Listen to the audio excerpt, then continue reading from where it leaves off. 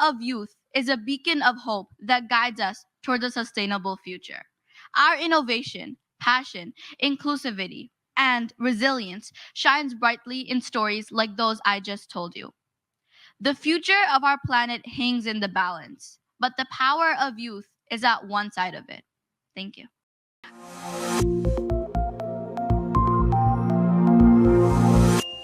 So one really important voice that we need to hear from when we talk about the climate crisis is Faatiha. I'm really excited to welcome to the stage Faatiha Aayat, who is a 12-year-old United Nations Harvard TEDx speaker, child's rights activist, and climate campaigner to share with us some of her thoughts.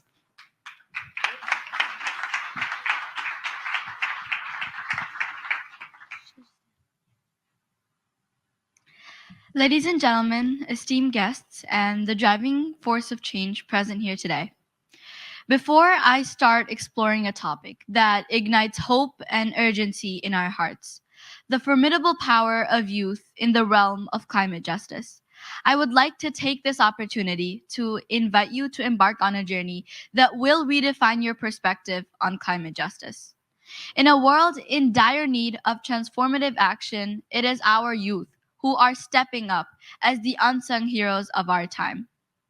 First of all, allow me to introduce you to the remarkable story of Autumn Peltier, a fierce Indigenous activist from Canada. At just 15 years old, Autumn took the stage at the United Nations, boldly addressing world leaders and advocating for the protection of water, a sacred resource in her Indigenous culture.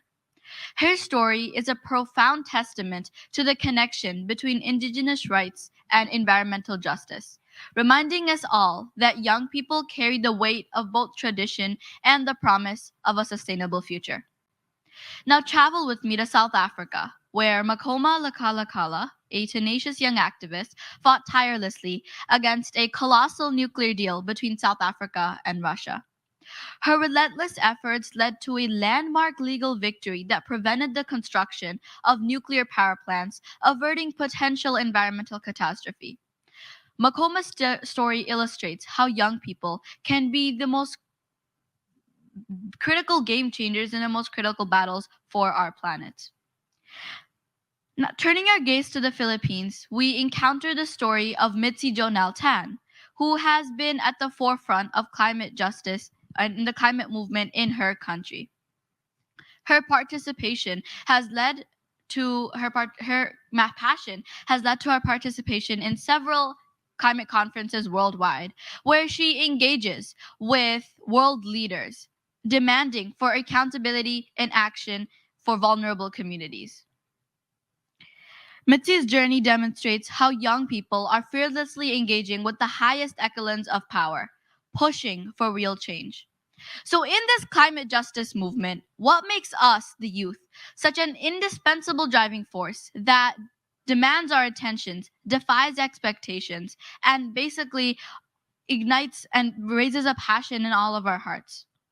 Well, if you ask me, as a 12-year-old child rights activist and climate campaigner, I would say that we bring an unparalleled sense of urgency to the table. We understand that it's our future on the line, and we refuse to accept any sort of excuses or procrastination. Our passion ignites a fire among world leaders and encourages them to act swiftly. Consider here the remarkable story of a young activist from Colorado named Zudas Kettle Martinez, who began his activism at the tender age of 6. Being the youth director of Earth Guardians, Martinez filed a lawsuit against the U.S. government for failing to protect their generation's future from climate change. This lawsuit, known as the Juliana versus United States case, has been a rallying cry for young activists all over the country, demanding that our government take bold action to reduce greenhouse gas emissions and protect the future of our planet. As a regular speaker to the United Nations, Concordia Summit, TEDx, and other platforms, I would also reckon that we, the youth, are innovative problem solvers. Unburdened by preconceived notions, we often face challenges with fresh eyes, coming up and making solutions to coming up with groundbreaking solutions. Take, for instance, the story of Fionn Ferreira, an Irish teenage scientist who developed a pioneering method to remove microplastics from water. His story illustrates the powerful voice and ingenuity of youth. As I regularly raise my voice against global warming, climate change, carbon emission, fossil fuel, I would also reckon that we, the youth, bridge gaps between generations. We foster intergenerational dialogue, breaking down barriers and nurturing collaboration. In addition to our dynamism, we are also unyielding in our pursuit of climate justice. We channel our energy into advocacy initiatives and grassroots initiatives.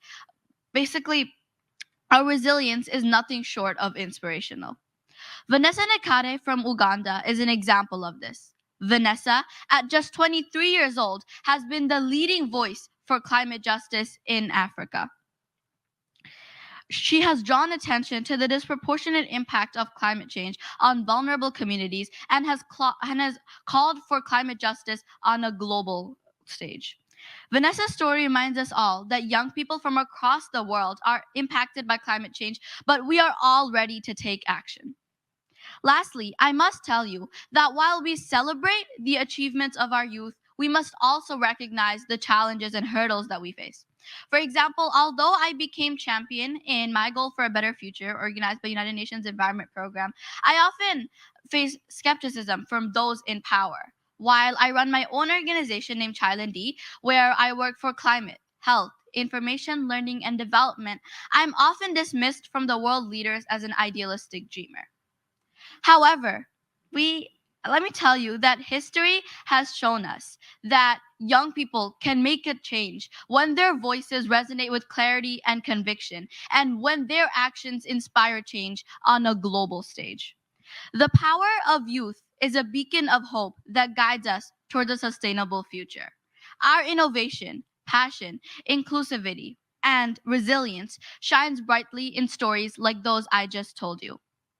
The future of our planet hangs in the balance, but the power of youth is at one side of it. Thank you.